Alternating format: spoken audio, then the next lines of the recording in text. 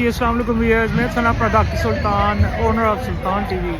अच्छा जी, अज मैं आया वहाँ मेले पर इतना इंग्लैंड रादरम क्लिफ्टन पार्क विच बल्कि 5 नवंबर है तो 5 नवंबर होनी है बॉम्फायर नाइट। तो इतना वो शुरू होया वा। अज अग को नहीं बाली तो अग बालनी चाहिए ने, लेकिन 7 बजे अग बाल सन हूँ बड़े हाल 5 होए हुए सन। तो मैं तुझे दसना हमारे सामने लगी नहीं है एम्बुलेंस, तो बंदा बीमार हो गया। तो ये तकरीबन हूँ फेरन का कैमरा तकरीबन कुछ जानिए पे इसलिए।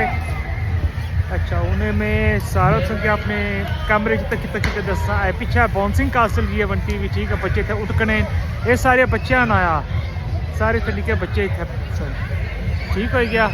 तो ये पूरा कमाई तो माड़े पिछा हूँ उसी सारे जेडे बड़े बंदियां ने खेल शेरे ने वो पिछा इसने ने ये सारे पिछा बंदे मेज़बान इतना जे देखभाल करने वाले बंदे ना पीले माल्टी रंग में जैकेट लगे हुए दिसने ने। तो पार्क है एक तो पार्क है मेला शुरू किया हुआ ने।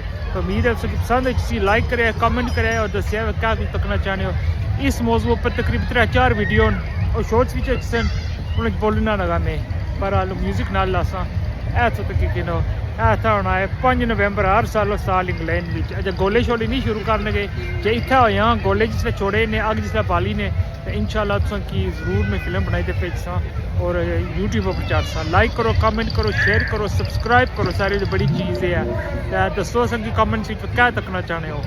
तो हूँ बंद करेंगे कैमरा तो इंशाल्लाह मिलने ब्रेक तो बाद। अल्लाह हाफिज़।